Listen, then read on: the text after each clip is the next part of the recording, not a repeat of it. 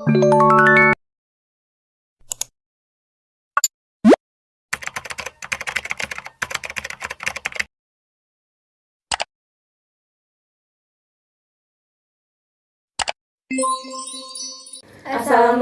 warahmatullahi wabarakatuh. Kami dari kelompok 4 kelas 4C yang beranggotakan saya Salma Rahmania Zahro, saya Siti Dijana, saya Fatia Tianisa, saya Anissa, dan saya Aini Nur Fitria. Di sini kami akan melakukan percobaan membuat produk pangan sederhana yaitu jeli rasa buah dengan menggunakan jenis BTP pengatur keasaman yaitu asam sitrat. Selamat menyaksikan.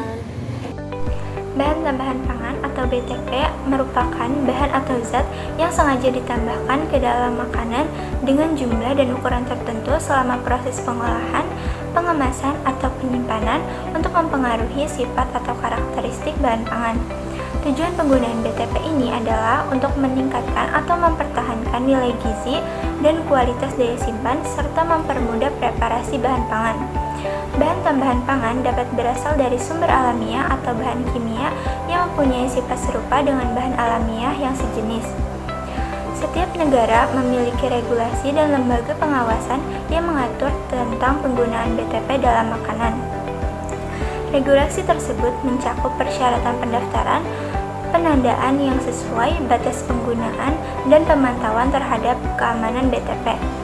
Regulasi di Indonesia tentang bahan tambahan pangan yang diizinkan ditambahkan atau yang dilarang telah diatur oleh Badan Pengawas Obat dan Makanan yang dicantumkan dalam Peraturan Kepala BPOM Nomor 11 Tahun 2019 tentang bahan tambahan pangan.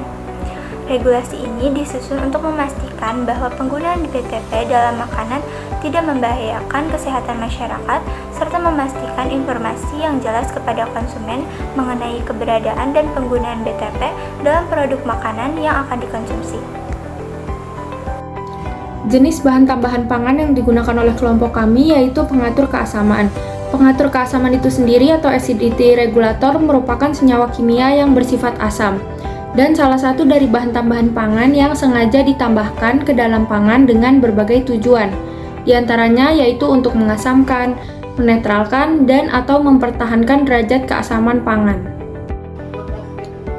Salah satu senyawa yang termasuk ke dalam golongan pengatur keasaman adalah asam sitrat.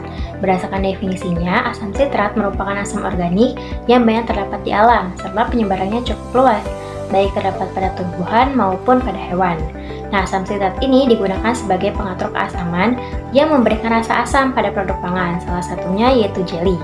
Untuk fungsinya sendiri, asam sitrat berfungsi untuk mengasamkan, menetralkan, dan atau mempertahankan derajat keasaman pangan. Berdasarkan Perkab BPOM Nomor 11 Tahun 2019, nilai AD pada asam sitrat yaitu not limited.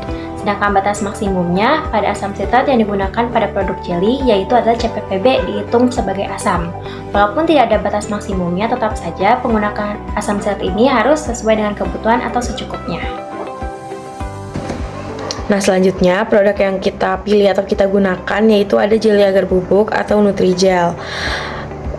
Kemudian berdasarkan Perkab BPOM Nomor 34 Tahun 2019, jeli agar bubuk atau Nutrijel ini termasuk ke dalam kategori pangan nomor 4, yaitu buah dan sayur, termasuk jamur, umbi, polong-polongan, kacang kedelai, dan lidah buaya. Kemudian juga rumput laut, kacang, dan biji-bijian. Termasuk ke dalam subkategori 04.1 yaitu buah, 04.1.2 yaitu buah olahan, dan 04.1.2.9 yaitu makanan pencuci mulut atau dessert berbasis buah, termasuk makanan pencuci mulut berbasis air berflavor buah. Termasuk di dalamnya adalah makanan siap makan dan produk instan, misalnya gelatin berflavor buah, nata de coco, agar jelly berperisa buah, dan jelly agar dengan irisan buah. Kemudian yang tidak termasuk dalam kategori ini adalah produk bakery istimewa dengan buah. Contohnya pada kategori 7.2.1 atau 7.2.2. Kemudian es berperisa buah pada kategori 3 atau makanan pencuci mulut berbahan dasar susu dalam kondisi beku yang mengandung buah yang terdapat pada kategori 1.7. Kemudian adapun definisi dari jeli agar bubuk ini yaitu produk bubuk pembentuk gel yang dibuat dari rumput laut dengan campuran bahan pembentuk gel lainnya. Selanjutnya, untuk mengetahui pengaruh penambahan bahan tambahan pangan, yaitu di sini pengatur keasaman terhadap produk agar jelly bubuk atau Nutrijel. Mari kita saksikan proses pembuatan Nutrijel tanpa penambahan bahan tambahan pangan dan dengan tambahan bahan tambahan pangan. Alat dan bahan. Gelas ukur,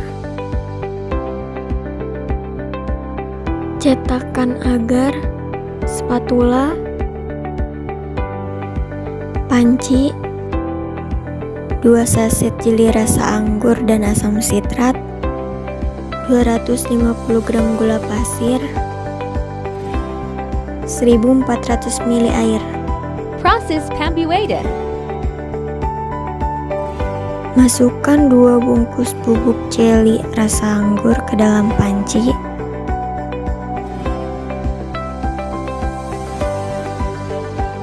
Tambahkan 250 gram gula pasir. Kemudian diaduk hingga merata.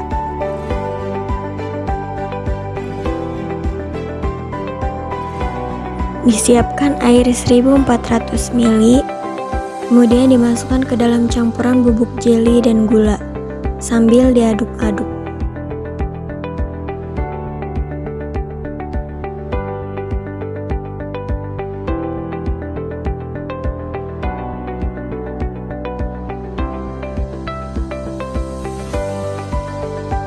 Selanjutnya dilakukan proses perebusan dengan api kecil.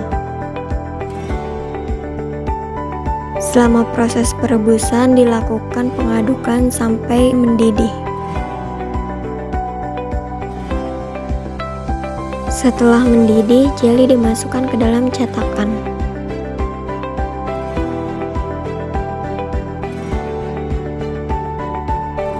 Sisakan setengah jeli untuk ditambahkan asam sitrat.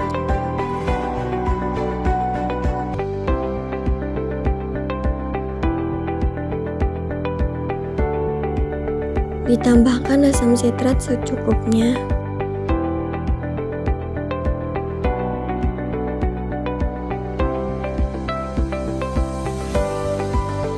Kemudian diaduk kembali.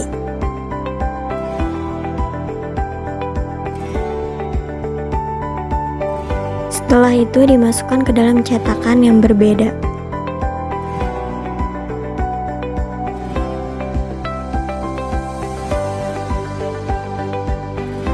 Terakhir, ditunggu hingga mengeras.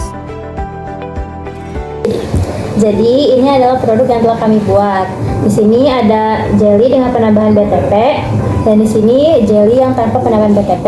Selanjutnya kami akan mencicipi dan membandingkan dari kedua produk ini. Pertama, di sini kami akan mencoba jelly tanpa BTP terlebih dahulu.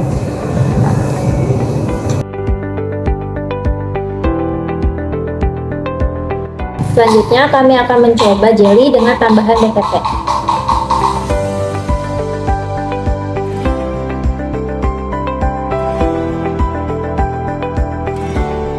Jadi setelah dilakukan uji organoleptik terhadap kedua produk, dapat dibandingkan bahwa dari segi warna, kedua jelly memiliki warna yang sama. Kemudian dari segi tekstur, keduanya sama-sama memiliki tekstur yang kenyal. Kemudian aroma, jelly dengan penambahan BTP memiliki aroma yang lebih asam dibandingkan jelly tanpa penambahan BTP. Kemudian dari segi rasa, jelly dengan penambahan BTP rasanya lebih asam dibandingkan dengan jelly tanpa penambahan BTP. Berdasarkan penjelasan yang telah dipaparkan, maka dapat disimpulkan bahwa penambahan BTP asam sitrat ke dalam produk jelly menghasilkan efek yang menguntungkan, yaitu menghasilkan rasa dan aroma yang asam, dapat mencegah kristalisasi gula dan penjernihan gel yang dihasilkan, serta dapat memperpanjang umur simpan produk karena dapat mencegah pertumbuhan mikroba.